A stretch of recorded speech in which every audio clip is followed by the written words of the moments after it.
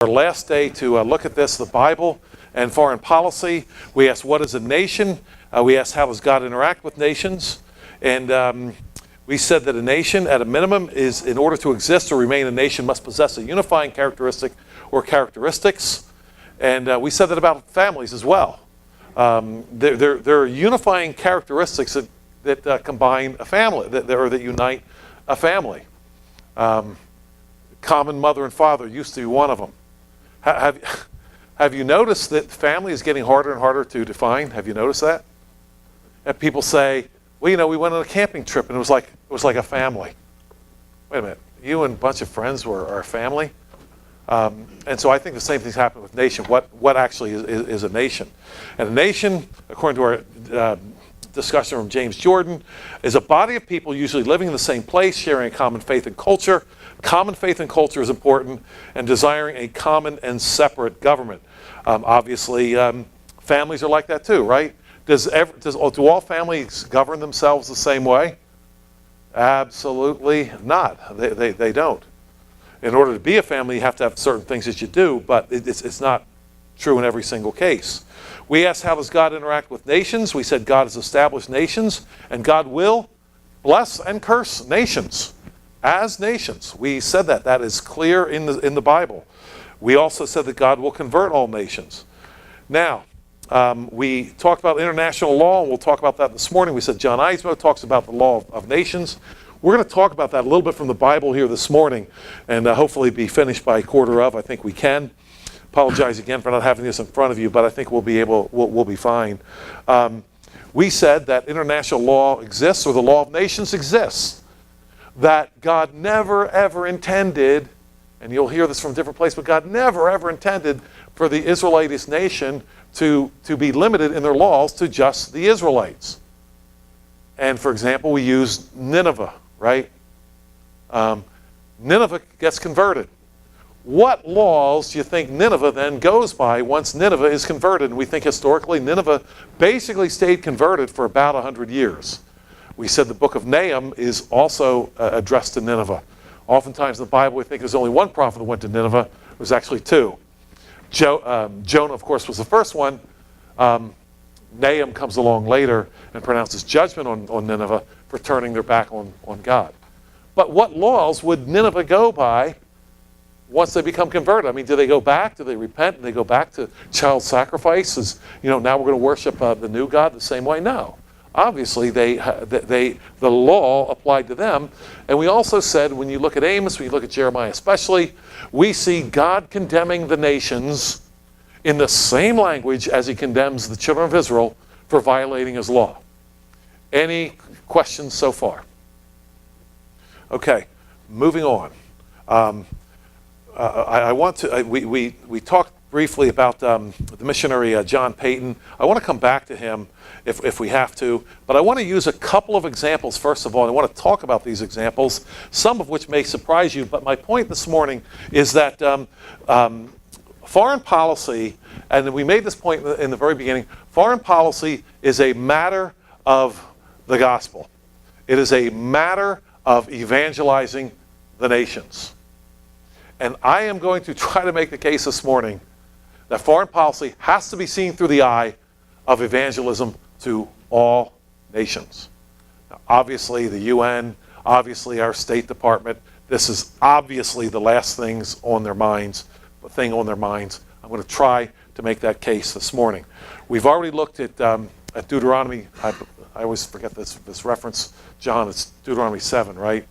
It's 4, 7 and 3, 4, 7. I do that every time. Where I said that God says or Moses says to the children of Israel that God gave them those laws to be an example to other nations. What was the example? It didn't stop with justice. The justice was a means to an end. The end was to have that God that near to you. That was the end. The means was justice. The end was God converting these nations there in Deuteronomy, which we looked at before. Now, a couple points I want to make. First of all, every nation is going to have some type of foreign policy. What's that foreign policy going to be based on? Is it going to be based on evangelism? It's usually based on some sort of power. right? Which is what pagans always have done, right? I mean, Attila the Hun, whoever, right? You get to be powerful, you get to get money, you get power over other people. This is what people generally do. And so then their foreign policy is usually an extension of their domestic policy. Does that make sense? Power, preservation. I think we saw that in the study we did on Afghanistan. I think that's, if I could maybe, and anybody can comment on that, especially if you want to, Conrad, because you taught the class. But if there was a definition of what was going on in Afghanistan, it just looked to me like one power grab after another. That was it. Just one guy grabs power, consolidates it, and what do we mean by consolidating power? Usually, class. Kill the other people. It's a consolidate power is a nice way to say it. We consolidate power. What's that? Kill your competitor. Yeah. Kill them, drive them into exile, embarrass them, whatever, right? That's what it means.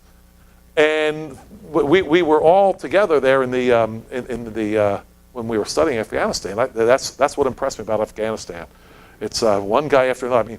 I mean, it's like, new guy, same program. Different name that sounds hard to pronounce. Killing off the other people until he gets killed off, and then they whatever. So, but I'm arguing that generally speaking, foreign policy is an extension of domestic policy. Gain power, kill off your competitors, and then in foreign policy, what you try to do is the same thing. You go and you try to destabilize another country, for example. If another country, and Sun Tzu talks about this, Machiavelli talks about this, right? If you have another country that is that you think is a competitor is going to give you problems, what do? You go and you try to mess with it. You try to mess with them. Maybe you send provocateurs. Maybe you pay foreign agents to try to mess with them. And why shouldn't you do that? They're probably doing that to you, right? So you might as well. This is what, in foreign policy, that's how it works. Now, I said earlier that everybody has foreign policy. I want you to hear this. This is from the Nicaraguan Revolution. They brought socialism to Nicaragua in the 70s and in the 80s, and this is what they had to say. This is by Humberto Belli, who left the communists and wrote about it, and it's a very enlightening book. Some of us are old enough to remember this. Some are not. Through there, he says this: two other noteworthy goals of the 1977 platform of the communists in Nicaragua include establishing a foreign policy of, quote, independence and support for the progressive and revolutionary causes of mankind. Pretty broad, right? We're going to do what we want to support what we did right here to mankind. Now, why would you do that? Why? Obviously because you want everybody to have, I guess, the same kind of wonderful revolution as you just had. Now, what's my point? My point here is that Christians, we can be criticized for having a Christian foreign policy. Why do you want to have a Christian foreign policy? Well, why does anybody want to have any foreign policy at all? And why do these guys, who just said they were concerned about Nicaragua, why do they want to have a foreign policy and spread whatever they had to everybody else in the world too? See, everybody has a foreign policy based on something. Everybody does. Question is, what's it going to be based on? Is it going to be based on evangelism and the gospel and promotion of loving one's neighbor? Or is it going to be based on power and the consolidation of power? After all, what is another name for the communists? We know that the Nazis were the National Socialists. What were the communists? They were the International Socialists. Remember the French Revolution? The reason why the Dutch and the English were concerned was because the French Revolution, they weren't going to keep it just to France. They were trying to spread it all over the place. Yes?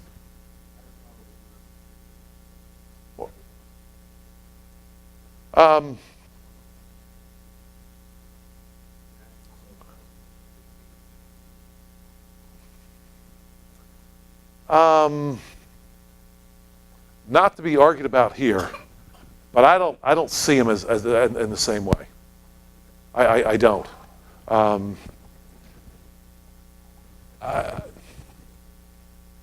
We have not heard, boy, I don't want to get off on this too much. We have not heard about the efforts that were made, the peace efforts. For example, I'll take 90 seconds. Rudolf Hess flies to Germany with a peace, with, what's that? Flies to England. Did I say fly to Germany? Excuse me. Flies to England with a peace proposal. He gets put in jail, died here, what, maybe 6, 8 years ago, and was never allowed once to talk about it. Why? There's just some stuff in there we haven't heard a whole lot about, for example. But anyway, we can talk about that some other time. That's going to be next class. By the way, what's that? Yeah, conspiracy theory. Let's all. Yeah, that should be fun. Yeah, but there's a lot there. One historian says that Goebbels was not the best. He was not the best propagandist. Our propagandists were better than Goebbels. But anyway. Anyway, that's a different story. Next week, by the way, today's the last day on this. Next week we'll look at church finances, and then we're looking forward. Or no, next week is fellowship. After that, church finances. After that, our friend and compatriot Jeremiah Eldridge will be teaching a short class on discipleship, to which we're looking very much forward to that. And so that's what's happening next. Okay, back to this. We said that international law is evangelistic based on what we saw in Deuteronomy. I want to give you another, I want you guys to respond to this. Okay, I'm going to get a statement on international law from Ezra. Now, the book of Ezra is a very international book. You have all kinds of letters and stuff going back and forth, and Ezra is interesting because you actually have the text of the letters being written back and forth from the king and from Ezra and from the priests and so forth about what they're allowed to do. And what happens is after they come back and they begin to settle, Ezra is appalled because they begin to intermarry with the surrounding nations again. And Ezra is appalled at this. I want to read to you what he says in terms of an international law statement, or at least a foreign policy statement for the children of Israel. Check this out. Ezra 9. They've begun work on the temple. Ezra's pretty excited that things seriously seem to be progressing, but there's a real problem. Let me get my glasses so I can read this. Verse 8, he's confessing the fact that verse 1, they've married again to the surrounding people. Verse 1, the people of Israel and the priests and the Levites have not separated themselves from the peoples of the lands with respect to the abominations of the Canaanites, Hittites, Perizzites, Jebusites, Ammonites, Moabites, Egyptians, and Amorites. They have taken some of their daughters as wives for themselves and their sons, so that the holy seed is mixed with the peoples of these lands. Indeed, the hand of the leaders and rulers has been foremost in this trespass. When I heard this thing, I tore my garment and my robe, plucked out some of the hair of my head and beard, and sat down astonished. Now you'll notice in verse 1 that that sounds just like Leviticus, just like Exodus. Abominations, Canaanites, Hittites, Perizzites, Jebusites, and so forth. Now, so this is what's happening in domestic policy. Domestic policy is we do not mix with these people. Let's see, though, he's going to make a comment on foreign policy. Let's see. I want you to think about this. So he goes on. He says in verse 8, now for a little while grace has been shown to us from God to leave us a remnant to escape. Verse 9, we were slaves. Verse 10, now, our God, what shall we say after this? We have forsaken your commandments, which you commanded. Verse 12, here we go, foreign policy. Now, therefore, do not give your daughters as wives for their sons, nor take their daughters to your sons. That's domestic policy. Next phrase, and never seek their peace or prosperity, that you may be strong and eat the good of the land, and leave it as an inheritance to your children forever. All right. All of you are now counselors, to the President of the United States. And he wants a foreign policy statement from you. And you're going to give him one based on that verse that we just read. What's your foreign policy statement going to sound like?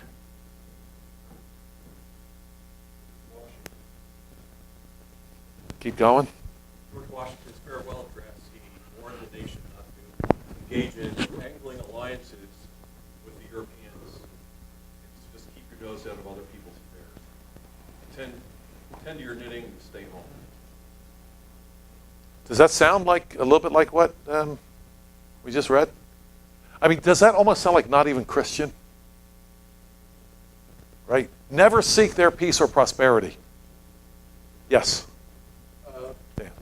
What would be meant by alliance? Is that any type of interaction with them? Is that engaging in transactions? No, never meant that. I'm sorry. Go ahead. Yeah, go ahead. I didn't think so. Yeah.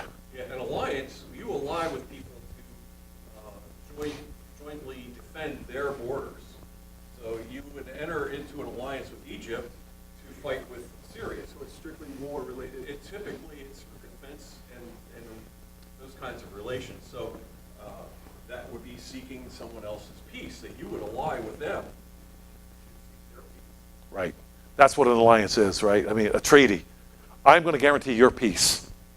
If they mess with you, they're going to mess with me. Trade treaties and other kinds Right. of treaties. Yes. That's right, which you have all the time. And we know that that was legitimate because we know from the book of Nehemiah, and Ezra and Nehemiah were contemporaries, that Nehemiah had no problem, I'm saying encouraged, he had no problem whatsoever with trading, buying and selling with the other nations. No problem.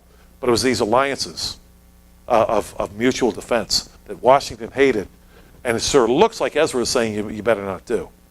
But, we need to think about this because that's a foreign policy statement here. You mean you're not supposed to seek these other nations' peace or prosperity? Isn't that what we Christians do?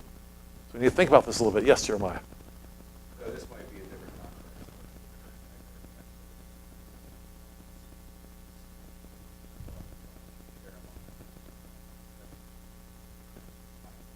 Yeah.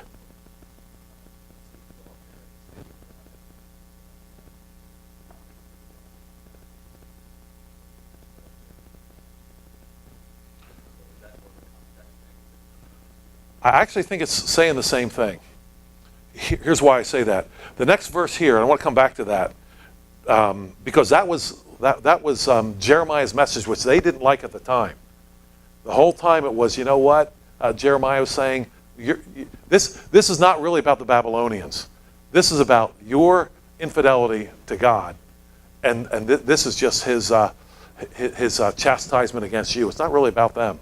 They're just here at frankly, at the request of God. But you're supposed to go there, and you're still supposed to worship the true God. If you worship the true God, if you do the right thing, then they will have their peace and prosperity. And see, this is what I believe is being taught here. Next verse. Do not give your sons, your daughters, that you may be strong and eat the good of the land, and leave it as an inheritance to your children forever. If they did obey God, then the other, as Deuteronomy 4 says, then the other nations see it, and that's how you get the peace and prosperity.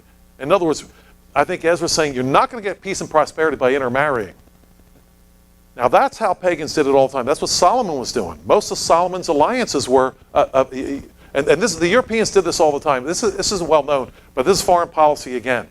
Does anybody know why, except for John, can't answer this, not allowed, why people thought that George III, the King of England, that the colonists had the problems with, and remember, the colonists were not so much against England as much as they were against George III. Does anybody know why many people think, aside from his actions, that the man really had problems with his sanity? Anybody know why that is?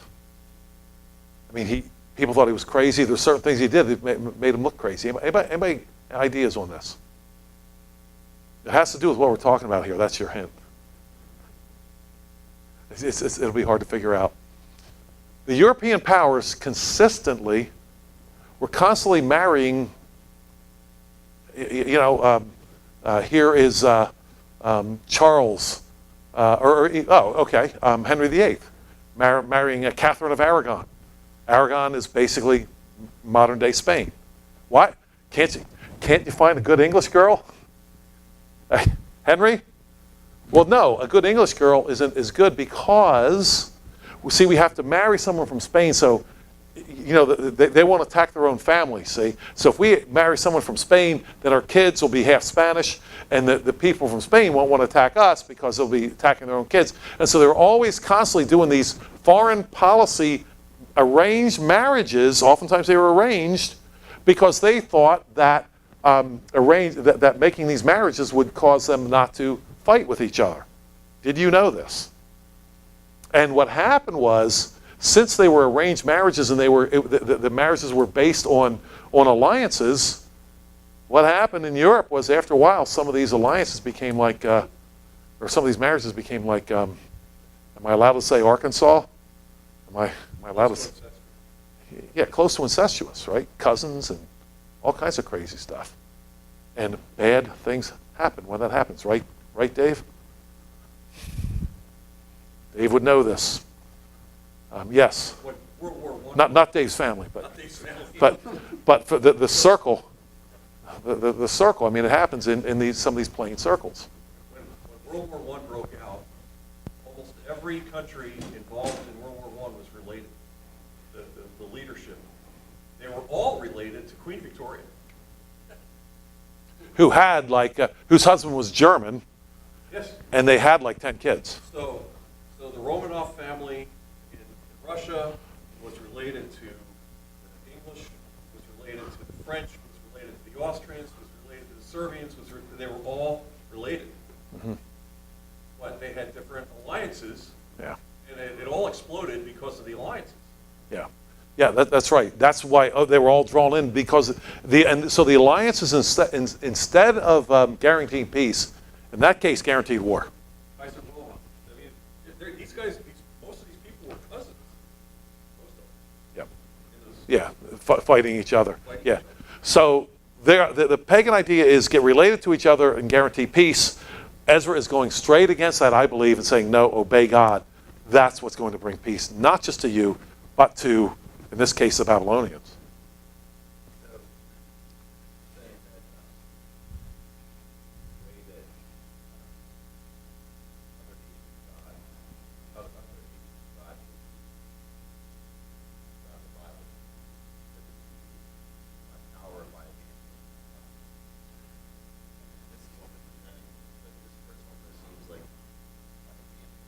Okay, yeah. I don't mean to say, and I know we did talk about it a little bit. I'm saying the way the pagans do it is by power. Right, yeah, no, Oh, I okay. wasn't thinking you were saying Christians. Oh, okay, yeah. Either by power or by evangelism. Okay. As a motivation of foreign policy, yes, yeah.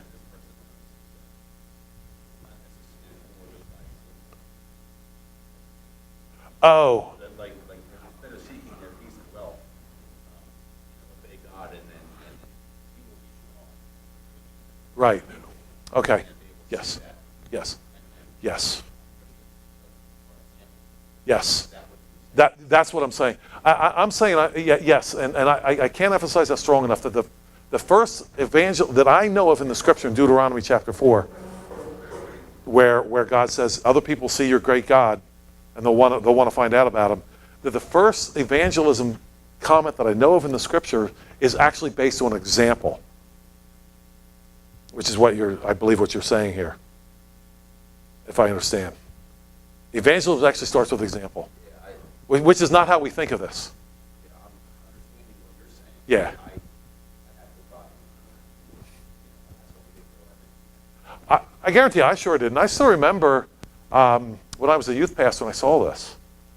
I was thinking, wait a minute, we're talking about national conversion. I mean, we're used to like one-on-one conversion. Nothing wrong with that. But here's a verse based on national conversion, converting nations here. I remember seeing that. So I never really thought about that. I took the Pentateuch in Bible college and don't remember studying that, but maybe we did. Yes. I think that Oh man. Oh my Deuteronomy word.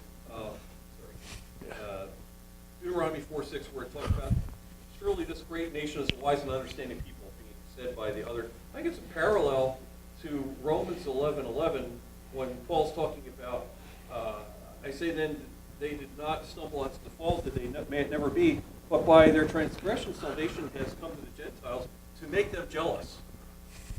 It's kind of a parallel. Sure. And that's what we're talking about. Sure. Yeah. Because people see it. Yeah. People are drawn to it because you have peace, Yeah. but you have peace because of this, not Right. because of an alliance. Right. Yeah, I like I say, Jeremiah, I still remember thinking, wait a minute, God's law is evangelistic? I never heard anything like that before in my life. God's law leads other people to Christ? I'd always heard God's law is kind of like the enemy, quite frankly, of evangelism. That's pretty much what I had heard. All right, I want to do this very quickly. We have just a few minutes left here. I want to talk about sort of the development of Christian foreign policy in the few minutes that we have left. And very, very quickly here, I believe it's I do this here. Here we go. Page 278 here. This has to do with the problem that the Spanish theologians had to deal with when Cortez went to Mexico. And we'll just try to do this real quickly. Cortez, of course, is the bad guy in your history books. He's the guy that went and just messed with those peace-loving Aztecs. And everything was wonderful. And here comes Hernando Cortez in the Spanish, and they've got, and they discover pyramids of human skulls in town after town. They discover jails where they were fattening people up to eat them, right? And of course, in our history books, Cortez is the bad guy. Don't send your kids to be taught by those people. Anyway, but they ran into problems because what would you do? Okay, you go to Mexico, right? And here are, you have some sort of godly history here. You're Roman Catholic, but there's some sort of Bible back there. And you run into a human sacrifice. And here are the Aztecs parading people up steps. The steps are just covered in congealed blood. You can't walk up them without stepping into it and sticking to your feet, right? And you just come in on this. What do? You're like, hey, you know what? We don't get involved. Not us. What do you do about that? You're a professing Christian. What do you do? Or you come to a prison, and within the prison are people that they are fattening up to eat. What do? Like, hey, we don't get involved here. What do you do? This was a problem because some of the Spanish soldiers acted. Some weren't sure what they were supposed to do. How about something not quite so much? How about you go to a different country and all the husbands treat their wives like slaves? Slaves. John Payton here talks about, we don't have time to talk about this morning. This is our last day, but he details here wife killing. It talks about one guy who just killed his wife. And the missionary challenges him when he says, well, she disagreed. He looked at John Payton like he's an idiot. She disagrees with me. She can't do that. So he killed her. And about a week later, he married another woman and went on his merry way. What do you do? Well, this particular Dominican priest and professor of theology at Spain's leading university came up against these problems, and we'll try to handle all these problems very quickly. And again, my underlying point is you cannot have a consistent foreign policy that's Christian unless you understand the primacy of a Christian nation to begin with. If you don't understand the primacy of a Christian nation, you can't have a Christian foreign policy, right? It makes no sense. So they had this problem. What do we do? And Vittoria analyzed the various theories advanced by Spain to justify the conquest of the Americas, rejecting most but ultimately accepting two. Now we believe no conquest is ever justified, right? He's going to justify at least two reasons for conquest. And by the way, pretty much everybody who attacks, let's say, the British Empire for some sort of conquest They believe in conquest on themselves, but that's a different story. First, it was argued that the Native Americans had no legitimate governments and therefore no legitimate claims to sovereignty because of their status as infidels and idolaters. Vittoria rejected this argument, noting that civil authority does not depend upon personal regeneration and that even Christian monarchs do not lose their authority because of certain sins. Do you see how he's trying to develop a foreign policy here? People said, you know, we can conquer those people because they don't have legitimate authority anyway. He said, no, this is not good enough. Next, he considered the argument adopted from Aristotle that Native Americans lacked the intelligence or power of reason to govern themselves and therefore were rightfully slaves of others. Did you know Aristotle argued that? Aristotle, who is praised in our social science centers, argued that some were born to be masters and some were born to be slaves. And that's that. And Vittoria rejects that. And I won't say what he says, but he says no. Next, he looked at the authority of Rome. That's an easy one. Some people said that Rome, since it's the head of Christianity at the time, has authority over these Native Americans, Indians. And Vittoria said, no, not really. And then they called the Pope as a vicar of Christ. He says, nope, that's not going to work. And then some tried to compare the Spanish conquest of Americas to the Israelite conquest of Canaan. If the Israelites can conquer Canaan, then we can conquer them. And Vittoria says, no, not even. What he does do, he then turned on two bases which he said could justify the conquest. Foreign policy here. And we'll wrap it up with this. We have 2 or 3 minutes. One, such justification arose when innocent persons were unjustly condemned to death, as in the widespread Aztec human sacrifices. So the number one reason why we can conquer these people, they're killing innocent people, they're doing it consistently. That justifies us putting a stop to it. Of course, that indicates that that's what you're going to do, right? Otherwise, if you just go over there and they keep doing the same thing, but only now you're in control, you've done nothing. So then it can't be justified. Yes, Ryan? Oh, okay. Second, and then we'll wrap it up with this, and I want you to hear this, and this is kind of like the encapsulation of all I'm trying to say in this brief study here. And I believe that what he says next is what justifies intervention in foreign countries. The second justification concerned the right to preach and hear the gospel. Since all men and women have a common ancestry in Adam and Eve, all people have a basic right to travel and sojourn among other nations and communicate and trade with people of those nations. This right applies equally regardless of religion.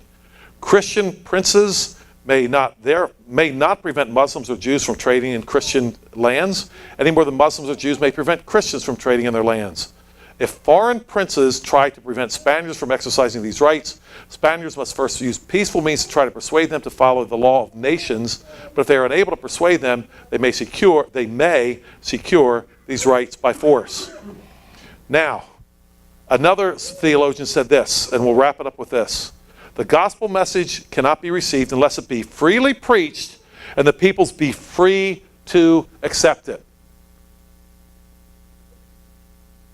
In other words, does every person, let me ask you this, does every living person, no matter where they are, have a right to hear the gospel preached?